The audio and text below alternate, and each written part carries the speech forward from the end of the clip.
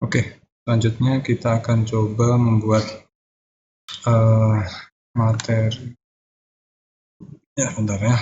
View, application pane. Ya. Kita akan menggunakan, ya, saya akan menjelaskan tentang model dulu ya. Jadi di model ini ada yang harus dilakukan. Yang pertama adalah konfigurasi database. Ini sudah kita lakukan di tugas pertama.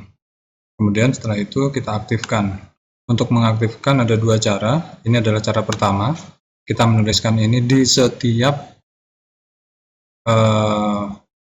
model, ya di setiap model. Atau ya, ini yang pertama di setiap fungsi, atau di setiap model, atau ditaruh di auto load. Kalau di auto load itu filenya ada di config autoload php. Ya. Nah, di situ nanti saudara cari tulisan auto di sekitar baris 61 itu ada libraries database ya. Kemudian setelah diaktifkan model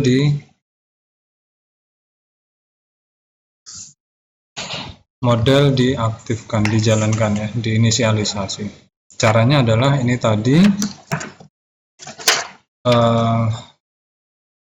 nama modelnya adalah blok model, maka di sini kita aktifkan. Oh maaf, bukan blok model harusnya, berita model ya. Misalnya ini berita model, maka di sini nanti diaktifkan dengan berita model begini.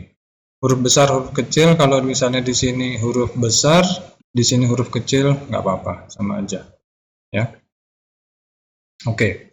Atau ini di sebuah fungsi, atau ditaruh di konstruktor. Ini contoh yang kita gunakan ya. Di program kita ini kita letakkan di konstruktor yang ada di controller ya. Atau mau di autoload juga boleh, atau mau ditulis di autoload boleh. Nah, kita cari di situ model, nanti berita model. Kalau ditaruh di autoload, maka di setiap model, di setiap controller kita tidak usah menjalankan ini lagi ya. Nah, untuk mengambil database itu ada banyak perintah. Kita contohkan ada dua, ini ada get sama get where. Kalau misalnya kita pakai get my table, maka nanti yang terjadi adalah select bintang from my table. 10-20 itu tambahan untuk limit 20-10. Kalau pakai get where, maka nanti di situ jadinya ada tambahan where ya, ada tambahan where. Di sini tulisannya ID, maka di sini ID ya, gitu. Nah, ini perintah lainnya ya, saudara bisa lihat di user guide juga, ada select max, select min, select avg, ada from, ada join, where, like, having, dan sebagainya.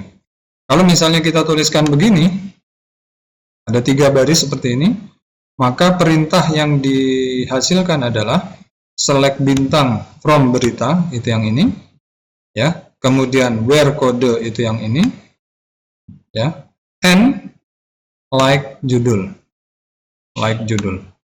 gitu ya. Oke. Kemudian selanjutnya adalah untuk mengambil datanya. Jadi setelah ini select bintang from berita, kemudian kita ada perintah yang namanya result. Ada perintah yang namanya result ini itu untuk menghasilkan banyak data ya, untuk menghasilkan banyak data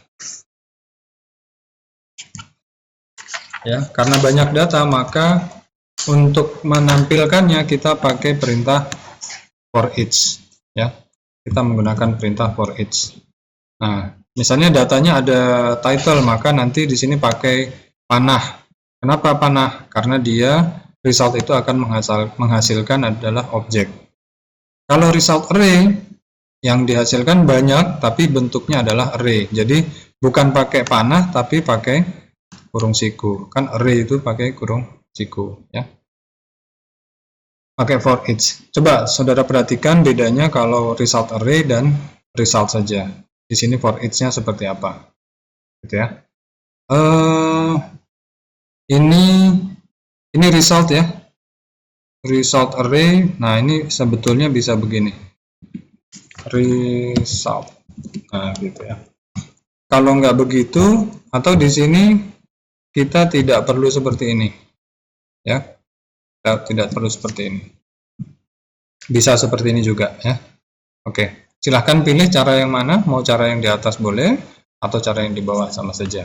Itu untuk result. Tapi ada row.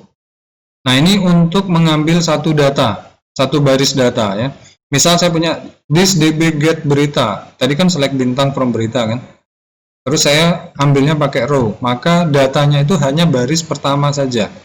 Satu data saja. Ya, dalam bentuk objek, maka di situ pakai panah. Tapi kalau row array pakai kurung siku. Gitu. Ya. Oke. Seperti itu untuk model. Terima kasih.